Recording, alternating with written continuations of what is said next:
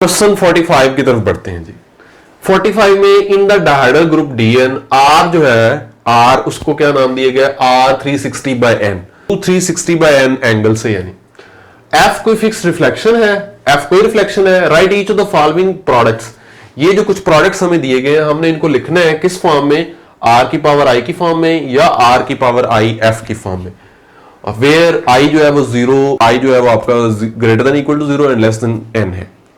अब एक पार्ट की तरफ बढ़ते हैं। ए में है जी ग्रुप है D4, D4 में n हो गया आपका 4, N4 के केस में आपका जो R बनेगा वो क्या बनेगा, रोटेशन 360 बाय n, तो रोटेशन थ्रू 90 डिग्री बन जाएगी।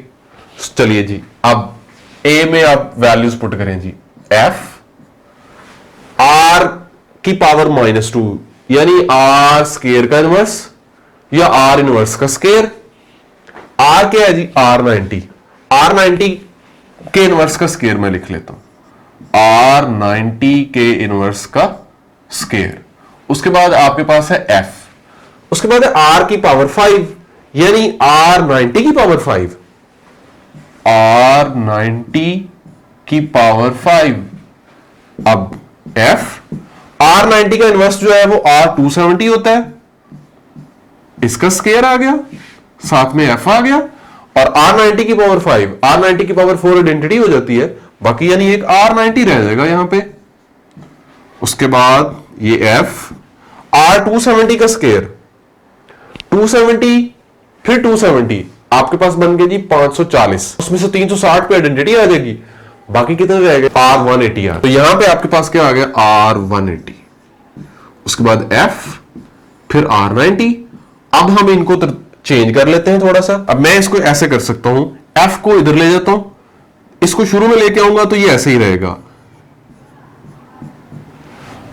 तो D4 में ये जो FR180 है ये R180F के बराबर होगा, और FR90 जो है ये वैसे ही FR90 एज इट इज रहेगा।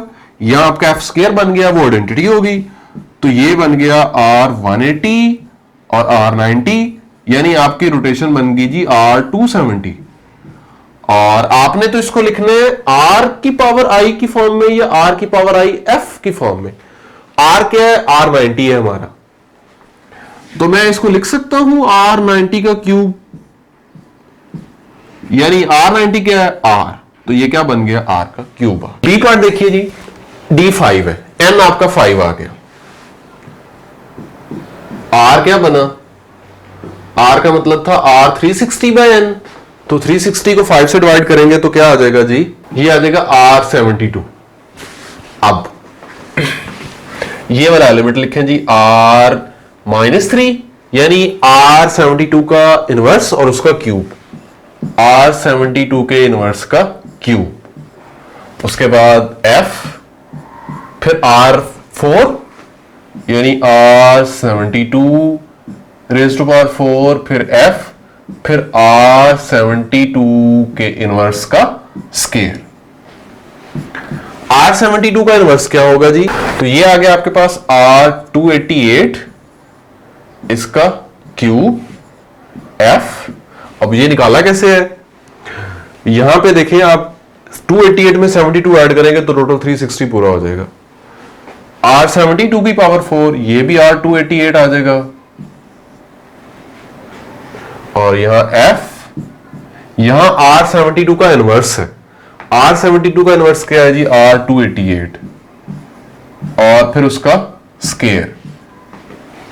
अब R288 का क्यूब 288 को 3 टाइम्स करें और फिर 360 टाइम्स उसमें से माइनस कर लें, ये आ जाएगा आपके पास R144। इसका क्यूब जब लेंगे, क्यूब कैसे लेंगे, 288 को 3 से मल्टीप्लाई करेंगे, 360 को 2 से ज़रब देंगे, 720 उसमें से माइनस कर लेंगे तो बाकी R144 रह जाएगा। अब इसके लिए क्या करना है, इसको बदल लें, शुरू में R आ जाएगा, 288 360 में से कितना कम है, 360 में से कम है 72, तो F आ जाएगा, और ये भी F आ गया। R288 का स्केयर ये आ जाएगा R216, 288 का स्केयर, ये F स्केयर तो आइडेंटिटी हो गया। यहां एलिमेंट आपके पास आ गया जी R144 R72, R216। क्या करें जी, इन सारों को आपस में ऐड कर लें, आपको पता चल जाएगा ये कौन सी रोटेशन है, कितने एंगल्स हैं। R72 और R72 इस क्वेश्चन में क्या था, R था, तो यहां पे क्या आ गया जी, R आ। सी में देखें D6 ग्रुप है, N आपका 6 हो गया, R फाइंड करें, R होगा जी R360/6 यानी R60, यानी आपका ये R क्या आ गया, R60 आ गया। अब इस एलिमेंट को लिख लें F R⁵ F R⁻⁻2 F। अब क्या करें जी, F as it is, R5 क्या होता है जी, R60 की पावर 5 F R स्केयर का इनवर्स, R इनवर्स का स्केयर, R60 के इनवर्स का स्केयर, और साथ में क्या आ गया, F आ गया। F ये क्या आ गया, 300, यानी आपने 60 को 5 ज़रब देनी है बस, R300, ये F, R60 का इनवर्स क्या होगा, R300 उसका स्केयर, और साथ में क्या आ जाएगा, F।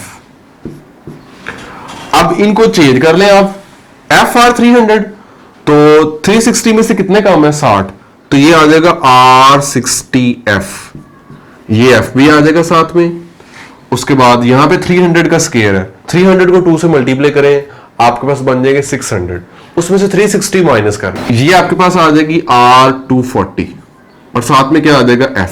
यहां F स्केयर आइडेंटिटी हो गया, तो बाकी आपके पास R60 और R240 यानी R300 आ गया और F आ गया, और R300 क्या है, R60 की पावर 5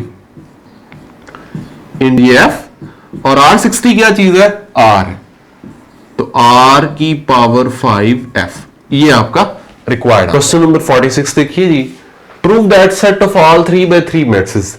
आपके पास मैट्रिसेस हैं 3x3 के, ऐसे तमाम 3x3 के मैट्रिसेस कुछ खास टाइप के जिनकी एंट्रीज R में से हैं, मेन डायगोनल की एंट्रीज 1 1 है, और मेन डायगोनल से नीचे तीनों एंट्रीज 0 हैं, और जो ऊपर है वो कोई ABC आपके पास रियल नंबर्स हैं।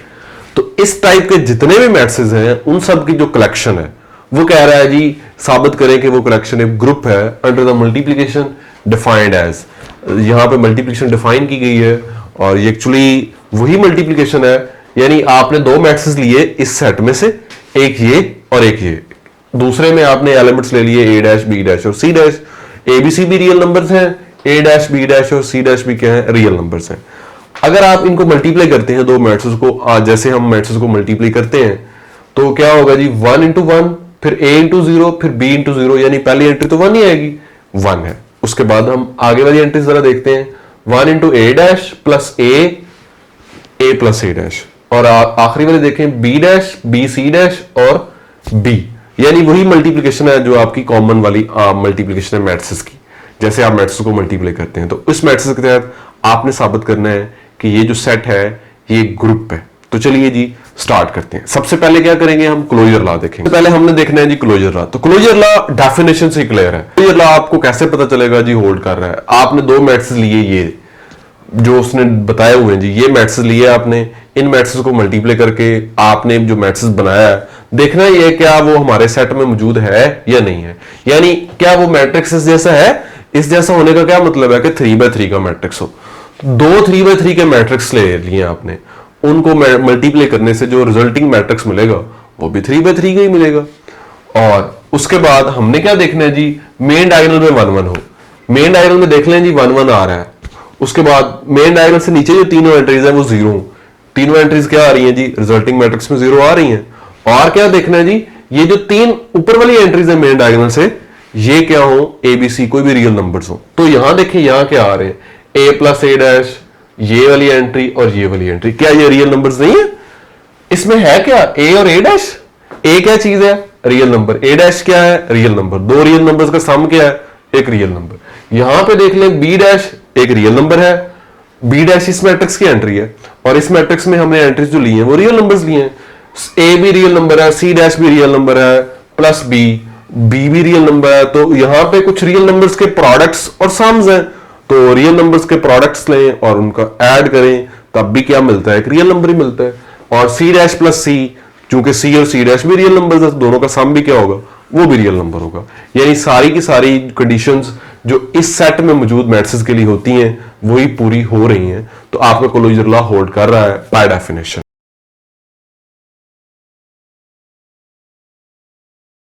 तो क्लोजर लॉ होल्ड कर रहा है जी, बिकॉज ये जो आपके एंट्रीज हैं a b c, a dash, b dash, c dash, ये रियल नंबर्स हैं। तो आपने ये वाली जो एंट्रीज ली हैं ए प्लस ए डैश, ये भी एक रियल नंबर होगा, दो रियल नंबर्स का सम। इसको आप चाहे तो नाम दे दे जी ए डबल डैश का, ये भी क्या होगा, एक रियल नंबर होगा। उसके बाद वाली जो एंट्री है बी डैश प्लस ए सी डैश प्लस बी, ये भी एक रियल नंबर ही होगा जी, क्योंकि ये रियल नंबर है, ये भी एक रियल नंबर है, और उसके साथ एक रियल नंबर पड़ा हुआ है, इन दोनों का प्रोडक्ट है, फिर एक रियल नंबर है, फिर तीनों का सम करेंगे तो एक रियल नंबर आएगा। आप चाहें तो इस सारी एंट्री को नाम दे दे बी डबल डैश का। और जो लास्ट वाली एंट्री है सी डैश प्लस सी, ये भी दो रियल नंबर्स का सम है, ये भी एक रियल नंबर ही होगा। तो आप अगर चाहें तो इसका नाम नया रख दें सी डबल डैश।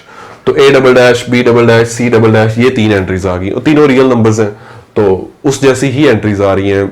मेन डायगोनल में 1 1 भी आ रहा है और मेन डायगोनल से नीचे तीनों एलिमेंट्स 0 भी आ रहे हैं।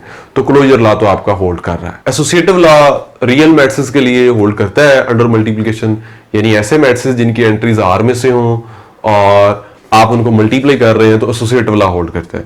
अगर एंट्रीज कम्प्लेक्स में से भी हों तब भी मैट्रिक्स के एसोसिएटिव लॉ होल्ड करता है अंडर मल्टीप्लिकेशन। आपका जो बड़ा सेट है ऐसे मैट्रिसेस का कि जिसकी एंट्रीज कम्प्लेक्स हैं और वो स्केयर मैट्रिसेस हैं बेसिकली, तो अंडर मल्टीप्लिकेशन उसमें एसोसिएटिव लॉ होल्ड करता है। तो ये जो आपने चंद मैट्रिसेस लिए हैं ये उस सेट का सबसेट ही है, तो इसमें भी under multiplication associative law hold करेगा।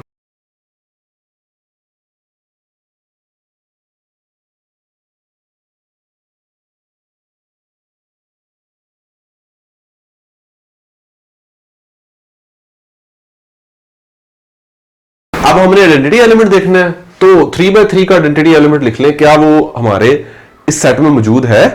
जी हाँ, वो इस सेट में मौजूद है। बस हम ये चेक कर लेंगे कि आया कि ये हमारे सेट का आइडेंटिटी मैट्रिक्स है या नहीं है, आइडेंटिटी एलिमेंट है या नहीं है। ये जो मैंने आइडेंटिटी एलिमेंट लिखा है, ये जो मैट्रिक्स लिखा है, ये हमारे सेट में मौजूद है, क्योंकि इसमें मेन डायगोनल 1 1 है और मेन डायगोनल से नीचे सारे 0 हैं। जो ऊपर वाली एंट्रीज हैं वो क्या है, यहाँ 0 है और हमें क्या चाहिए थे, वो रियल नंबर्स होने चाहिए। तो ये 0 भी एक रियल नंबर ही है, तो ऊपर वाली एंट्रीज रियल नंबर्स ही हैं। बस हम ये चेक करते हैं क्या ये मैट्रिक्स जो है ये आइडेंटिटी एलिमेंट है या नहीं है। अगर ये आइडेंटिटी एलिमेंट है तो हम क्या करते हैं, हम एक एलिमेंट लेते हैं अपने सेट में से, उसके साथ इसको लेफ्ट और राइट से मल्टीप्लाई करते हैं और देखते हैं क्या वो एलिमेंट वापस आता है या नहीं आता। हम एक एलिमेंट लेते हैं जी 1 A B C, ये एक एलिमेंट ले लिया मैंने और इसको आइडेंटिटी से मल्टीप्लाई करते हैं और चेक करते हैं क्या ये एलिमेंट जो है वो आइडेंटिटी एलिमेंट बनने के लिए क्वालिफाई करता है या नहीं करता। चलिए जी मल्टीप्लाई कर लें, 1 A इंटू 0 B इंटू 0, या 1 ही आ गया। उसके बाद 0, फिर यहां क्या आ गया, A इंटू 1 फिर B इंटू 0, तो यहां क्या आ गया, A आ गया। उसके बाद 1 इंटू 0, A इंटू 0, फिर B इंटू 1, यहां क्या आ गया, B आ गया। इधर 0 1 C, यहां सारी एंट्री 0 आ गई, यहां भी क्या आ गई, 0 आ गई, यहां भी 0 आ गई। उसके बाद देखिए जी यहां पे 0 0 1 इंटू 1, यहां 1 आ गया। और लास्ट से जब करेंगे 0 और लास्ट पे सिर्फ C आ जाएगा और थर्ड में लास्ट पे क्या आ जाएगा, 1 आ जाएगा। लेफ्ट एक तरफ से हमने मल्टीप्लाई करके चेक कर लिया, दूसरी तरफ से भी आप कर सकते हैं। आप लिखें जी 1 0 0,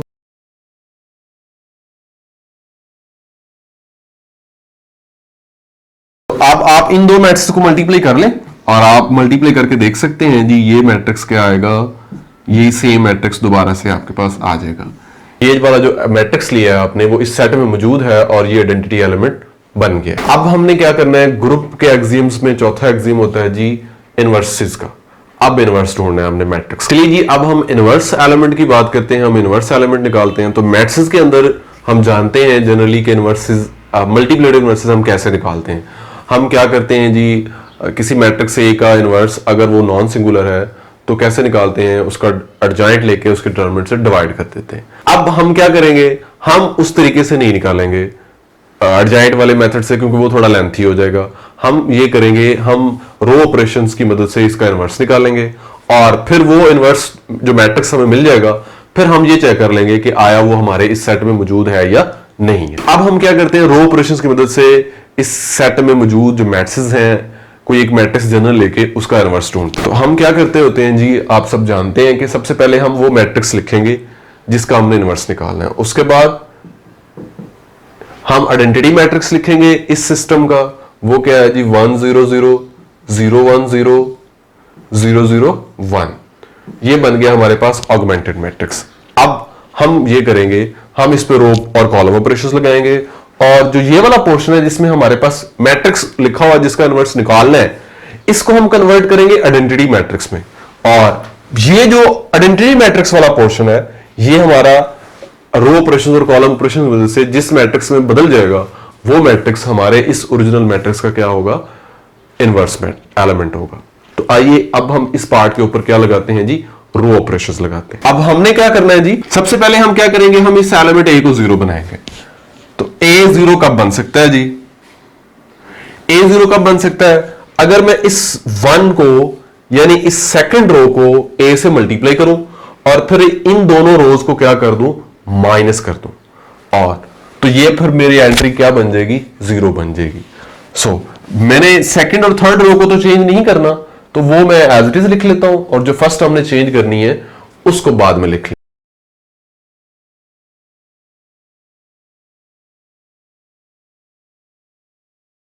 करेंगे हम सेकंड रो को मल्टीप्लाई करेंगे ए से। सेकंड रो है R2, इसको हम मल्टीप्लाई करेंगे ए से। उसके बाद R1 हमारे पास एक रो है और फिर क्या कर देंगे, दोनों को माइनस कर देंगे। जब माइनस करेंगे और नई रो हम कौन सी बनाएंगे, R1। तो अब यहां देखिए जी, फर्स्ट एंट्री R1 की और सेकंड एंट्री R2 की। R2 की एंट्री कौन सी, 0, इसको इस तरफ देंगे 0 ही आएगा, तो 1 माइनस 0 क्या आ जाएगा, 1। उसके बाद सेकंड पे सेकंड एंट्री ए, इधर सेकंड एंट्री क्या है, 1, इसको इस तरफ देनी है हमने, ए आ गया, ए माइनस ए क्या आ गया, 0 आ गया। उसके बाद थर्ड एंट्री की बात करते हैं, रो 2 की एंट्री को ए से जरब दें, ए सी आ गया, तो यहां आ गया आपके पास बी माइनस ए सी। देन इधर आ जाए जी, यहां 1 माइनस 0 1, यहां 0 माइनस ए आ जाएगा, माइनस ए, और यहां क्या आ जाएगा, 0 ही आ जाएगा। अब हमने इसको 0 बनाना है जी और इसको 0 बनाना है, तो थर्ड रो हमारी चेंज नहीं होगी, थर्ड रो को हम एज इट इज लिख लेते हैं। अब सेकंड रो में से ये जो सी है, इसको 0 कैसे बनाएंगे, इस 1 को सी से तरफ देंगे, यानी आप ये रो ऑपरेशन लगाएंगे R2 माइनस CR3। तो ये R2 माइनस CR3 हमने ऑपरेशन परफॉर्म करना है। R2 0, R3 में 0, 0 माइनस 0 0 आ गया, 1 माइनस 0 1 आ गया, यहां C से जरूरत देनी पड़ेगी, C माइनस C क्या आ गया, 0 आ गया। अब यहां आ जाए, 0 माइनस 0 0, 1 माइनस 0 1, उसके बाद 0 माइनस C, यहां क्या आ गया, माइनस C। और अब इस B माइनस AC को भी हमने 0 बनाना है, तो उसके लिए क्या करेंगे, रो 3 को B माइनस AC से मल्टीप्लाई कर देंगे और माइनस कर देंगे R1 में से, तो R1 minus B minus AC into R3। जी यहां आ जाए, R1 माइनस R3 की एंट्रीज 1 आ गया, R1 माइनस R3 की एंट्री 0 ही है क्योंकि ये 0 है। उसके बाद यहां क्या आ गया जी, यहां B माइनस AC जरूर देंगे, वो B माइनस AC है, दोनों को माइनस करेंगे तो क्या आ जाएगा, 0 आ जाएगा। देन नेक्स्ट, यहां 1 है, यहां 0 है, आपके पास क्या आ जाएगा, 1 ही आएगा। और यहां पे इसको आपने जरब देनी है तो ये तो जीरो ही है, वो ऑलरेडी माइनस ए ही एलिमेंट आएगा। अब लास्ट ये है एलिमेंट आपके पास 1, इसको जरब देनी है b माइनस ए सी के साथ, और फिर जीरो में से माइनस करना है, तो यानी ये आपके पास आ जाएगा ए सी माइनस बी। अब ये देखिए जी, जो मैट्रिक्स हमने लिखा था जिसका इनवर्स निकालना था, उसको हमने किस में बदल लिया, आइडेंटिटी मैट्रिक्स में, और जो आइडेंटिटी मैट्रिक्स था वो जो पोर्शन बन गया वो क्या बन गया, वो हमारे गिवन मैट्रिक्स का इनवर्स बन गया। यानी यहां से मैं लिख सकता हूं कौन सा मैट्रिक्स था, 1ab 0 1c 0 0 1 इज क्या मैट्रिक्स निकला, 1 माइनस ए सी माइनस बी 0 1 माइनस सी 0 0 1। बस हमने ये देखना है कि ये जो मैट्रिक्स का इनवर्स निकला है क्या ये हमारे सेट में भी मौजूद है या नहीं है। तो हम सेट में होने के लिए क्या जरूरी है जी, diagonal entries, main diagonal entries 1 1 हो, उनसे नीचे 0, मेन डायगोनल एंट्रीज 1 1 है, उनसे नीचे तीनों 0 ही हैं, और मेन डायगोनल से ऊपर वाली जो तीनों एंट्रीज हो वो रियल नंबर्स हो। अब यहां क्या है, माइनस ए क्या है, कोई रियल नंबर है, तो माइनस ए भी क्या होगा, रियल नंबर ही होगा। ए सी माइनस बी, दो रियल नंबर्स के सम्स प्रोडक्ट्स डिफरेंस है, ये भी क्या होने, एक रियल नंबर ही आना है। यहां माइनस सी है, वो भी क्या है, एक रियल नंबर है। तो एक्चुअली ये जो हमारे पास मैट्रिक्स है ये हमारे गिवन सेट में मौजूद है, और ये इस हमारे मैट्रिक्स का इनवर्स भी है। तो तमाम इस टाइप के मैट्रिक्स जो हमारे सेट में मौजूद हैं उनके ये इनवर्सेस एग्जिस्ट करते हैं, और ये गिवन सेट में भी मौजूद हैं। यानी फिर आपका जो सेट है गिवन सेट ऑफ मैट्रिसेस वो क्या बन गया है जी, ग्रुप बन गया।